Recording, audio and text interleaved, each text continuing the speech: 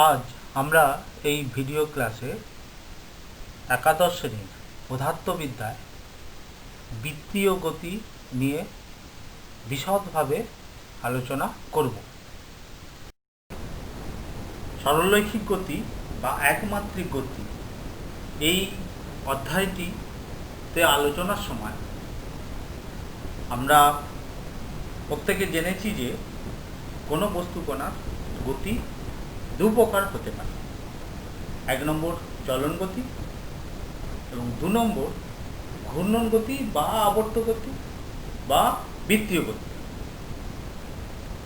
অন্য সব রকমের জটিল গতি এই দুই প্রকার গতির সমন্বয়ে গঠিত। আমরা একমাত্রিক অধ্যায় বা সরলরৈখিক গতি এই অধ্যায়ে চলন গতি সম্পর্কে বিস্তারিতভাবে আলোচনা করেছি বা জেনেছি। এখন আমরা বস্তুকণার বৃত্তীয় গতি সম্পর্কে জানব। বৃত্তীয় গতি কোনো বস্তুকণা কোনো বিন্দুকে কেন্দ্র করে যদি বৃত্তাকার পথে গতিশীল হয় তবে ওই বস্তুকণার গতিকে বৃত্তীয় গতি বা ঘূর্ণন গতি বা আবর্ত গতি বলা হয়। অন্যভাবে আমরা বলতে পারি কোনো বস্তুকণা একটি নির্দিষ্ট বিন্দু বা অক্ষের চারিদিকে ঘুরতে থাকবে ওই বস্তুকণার গতিকে ঘূর্ণন গতি, আবর্ত গতি বা বৃত্তীয় গতি বলা হয়। বৃত্তাকার পথের কেন্দ্রের মধ্য দিয়ে ও তলের অবিলম্বভাবে অঙ্কিত সরলরেখাকে ঘূর্ণন অক্ষ বা ঘূর্ণাক্ষ বলা হয়, অ্যাক্সিস অফ রোটেশন। আমরা স্ক্রিনে দেখছি যে একটা বৃত্তাকার পথ অর্থাৎ একটা বস্তুকণা ও বিন্দুকে কেন্দ্র করে আর ব্যাসার্ধের বৃত্তাকার পথে ঘুরছে। এই বৃত্তাকার পথের তলটি সমতল, একে ঘূর্ণন তল বলা হয়। এই তলের ওপর ও বিন্দু দিয়ে অঙ্কিত লম্বটি এবি স্ক্রিনে আমরা লক্ষ্য করছি, একে ঘূর্ণন অক্ষ বা ঘূর্ণাক্ষ বলা হয়। আর দৈর্ঘ্য বিশিষ্ট বৃত্তের ব্যাসার্ধটিকে দূরক বা ব্যাসার্ধ ভেক্টর বলা হয়, যার অভিমুখ কেন্দ্র থেকে বস্তুকণার দিকে।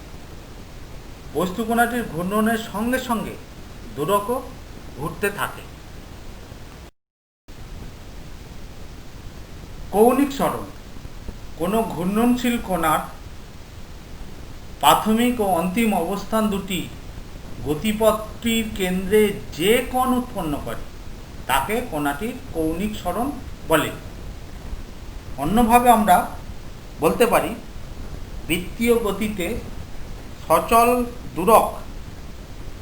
বৃত্তীয় গতিতে সচল কণার দূরক কোনো নির্দিষ্ট সময়ের অবকাশে যে কোণ সরে যায় তাকে ওই সময়ের অবকাশে কণাটির কৌণিক সরণ বলে।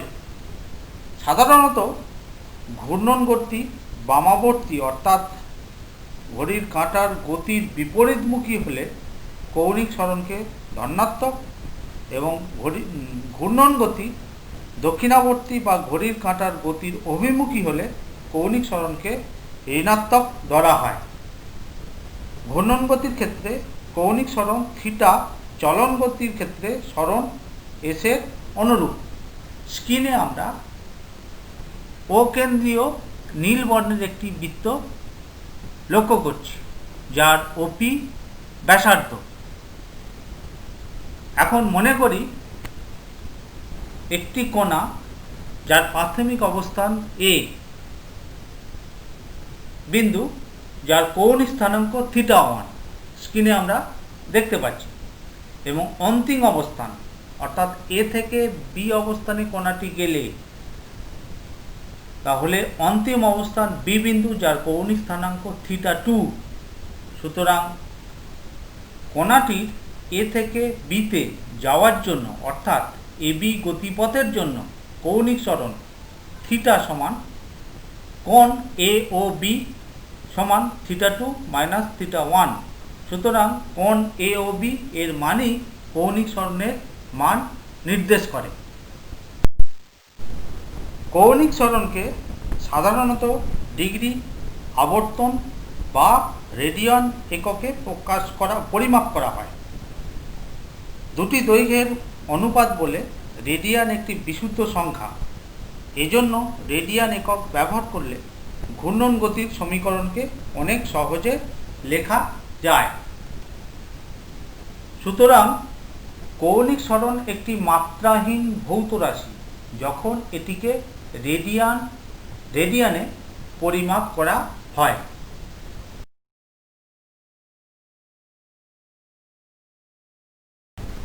এবার আমরা মেরু ভেক্টর এবং অক্ষীয় ভেক্টর সম্পর্কে সংক্ষেপে জেনে নেব। মেরু ভেক্টর, যে সমস্ত ভেক্টরের একটি বাস্তব দিক থাকে তাদের মেরু ভেক্টর বলে। এই ভেক্টরগুলির আদি বিন্দুকে ভেক্টরের মেরু বলে, যেমন রৈখিক সরণ, রৈখিক বেগ, রৈখিক ত্বরণ, রৈখিক ভরবেগ, বল ইত্যাদি। অক্ষীয় ভেক্টর, ঘূর্ণন সম্বন্ধীয় যে ভেক্টরগুলির দিক একটি বাস্তব অক্ষ বরাবর কল্পনা করে নেওয়া হয় সেই ভেক্টরগুলিকে অক্ষীয় ভেক্টর বলে, যেমন কৌণিক সরণ, কৌণিক বেগ, কৌণিক ত্বরণ ইত্যাদি। এবার আমরা অক্ষীয় ভেক্টরের দিক সম্পর্কে সংক্ষেপে জেনে নেব। একই বৃত্তাকার পথে একটি বস্তুকণার গতি দক্ষিণাবর্তী হতে পারে, বামাবর্তীও হতে পারে। এই দুই ধরনের গতি হলো পরস্পরের বিপরীত। তাই ঘূর্ণন অক্ষের দুটি বিপরীত দিককে এই দুক্ষেত্রে অক্ষীয় ভেক্টরের দিক হিসাবে ধরে নেওয়া হয়। প্রচলিত কথা অনুযায়ী একটি ডান পাকের স্ক্রু যেদিকে ঘোরে সেটি যদি ঘূর্ণনের দিক, তবে স্ক্রুটির অগ্রগতির দিকটি হলো অক্ষীয় ভেক্টরের অভিমুখ। উদাহরণ হিসেবে আমরা বলতে পারি, একটা শিশির ঢাকনা প্যাঁচ দিয়ে খোলার সময় ঢাকনাটির ঘূর্ণন বামাবর্তী, উপর থেকে দেখে, এবং ঢাকনাটির অগ্রগতি হয় উপরের দিকে। আমরা স্ক্রিনে একই ধরনের উদাহরণ বাম দিকে লক্ষ্য করছি। অন্যদিকে শিশিরটি ঢাকনাটি যখন আটার সময় ঢাকনাটির ঘূর্ণন দক্ষিণাবর্তী, উপর দিক থেকে দেখলে, এবং ঢাকনাটির অগ্রগতি নিচের দিকে হবে। সুতরাং ভেক্টরটির দিক হবে নিচের দিকে।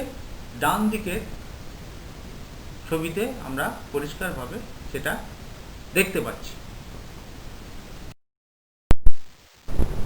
এবার আমরা রৈখিক ও কৌণিক সরণের মধ্যে সম্পর্ক স্থাপন করব। স্ক্রিনে আমরা অকেন্দ্রীয় নীল বর্ণের একটি বৃত্ত লক্ষ্য করছি। ওই বৃত্তে ওয়ে হলো ব্যাসার্ধ, যাকে স্মল আর দ্বারা প্রকাশ করা হয়। কোনো এক সময় এ বিন্দুতে একটি লাল বর্ণের বস্তুকণা অবস্থান করছে। কিছু সময়ের অবকাশে ওই লাল বর্ণের বস্তুকণাটি এ অবস্থান থেকে বি অবস্থানে গেল, ফলে কেন্দ্রে থিটা কোণ উৎপন্ন হয়।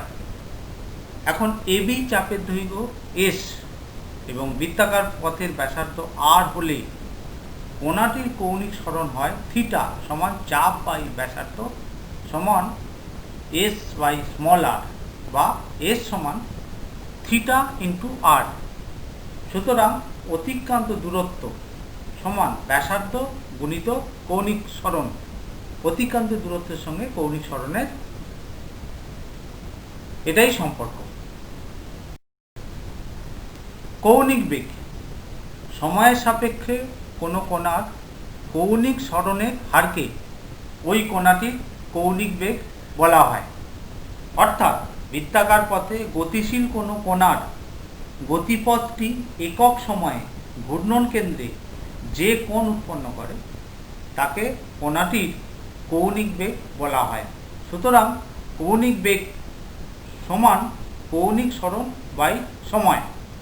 কৌণিক বেগকে ওমেগা চিহ্ন দ্বারা প্রকাশ করা হয়। কণাটি বৃত্তাকার পথে আবর্তনকালে সমান সময়ের ব্যবধানে কেন্দ্রে সমান কোণ উৎপন্ন করলে কণার ওই গতিকে সমবৃত্তীয় গতি বলা হয়। কোনো কণা বৃত্তাকার পথে সমগতিতে ঘোরার সময় যদি টি সময়ে কেন্দ্রে থিটা কোণ উৎপন্ন করে তবে কণাটির কৌণিক বেগ ওমেগা সমান থিটা বাই টি। কৌণিক গতি অসম হলে অর্থাৎ সমান সময়ের ব্যবধানে সমান কোণ কেন্দ্রে উৎপন্ন না করলে কৌণিক সরণ এবং অতিক্রান্ত সময়ের অনুপাতকে কণার গড় কৌণিক বেগ বলা হয়। সাধারণত কৌণিক বেগকে রেডিয়ান পার সেকেন্ড এককে প্রকাশ করা হয়। যন্ত্রবিদ্যা বা ইঞ্জিনিয়ারিংয়ের ক্ষেত্রে আরেকটি প্রচলিত একক আছে, এটির নাম আবর্তন পার মিনিট। তাৎক্ষণিক কৌণিক বেগ অতি ক্ষুদ্র সময় অবকাশের সাপেক্ষে কোনো বিন্দুতে অবস্থিত কণার কৌণিক সরণের হারের সীমাস্ত মানকে ওই বিন্দুতে কণাটির তাৎক্ষণিক কৌণিক বেগ বলে। ডেল্টা টি সময় অবকাশে কণার কৌণিক সরণ ডেল্টা থিটা হলে তাৎক্ষণিক কৌণিক বেগ সমান ওমেগা সমান limit delta t tends to 0 delta theta by delta t সমান ডি থিটা ডিটি। যেহেতু কৌণিক সরণ একটি অক্ষীয় ভেক্টর তাই কৌণিক বেগও একটি অক্ষীয় ভেক্টর। ঘূর্ণনক্ষ বরাবর কৌণিক সরণ ও কৌণিক বেগের দিক একই হয়। এবার আমরা কৌণিক বেগ ও রৈখিক বেগের মধ্যে সম্পর্ক স্থাপন করি। অকেন্দ্রগামী একটি বৃত্তের পরিধির ওপর যে কোনো একটি বিন্দু এ অবস্থান করছে, স্ক্রিনে আমরা লক্ষ্য করছি বা দেখতে পাচ্ছি। এই বিন্দুতে একটি বস্তু কণা আছে। ওই কণাটি ওমেগা কৌণিক বেগে টি সময়ে ওই বৃত্তের আর ব্যাসার্ধের বৃত্তাকার পথে এস দূরত্ব অর্থাৎ এ থেকে বি পর্যন্ত এস দূরত্ব অতিক্রম করল। এই সময়ে কণাটি কেন্দ্রে যদি কৌণিক সরণ থিটা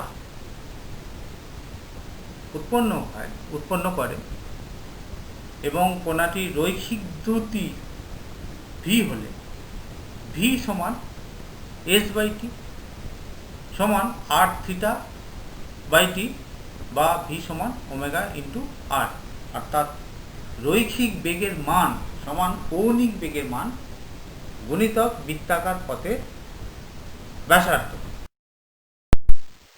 এবার আমরা কলনবিদ্যার সাহায্যে ভি সমান ওমেগা ক্রস আর এর প্রমাণ করি। আমরা জানি এস সমান আর ইন্টু থিটা, সময়ের সাপেক্ষে অবকলন করে পাই ডিএস ডিটি সমান আর ইন্টু ডিআর আর ইন্টু ডি থিটা ডিআর, যেহেতু আর ইকুয়াল টু ধ্রুবক, বা ডিএস ডিটি সমান ভি, অতএব ভি সমান ওমেগা ইন্টু আর। তাৎক্ষণিক রৈখিক বেগ ভি সমান ডিএস ডিটি এবং তাৎক্ষণিক কৌণিক বেগ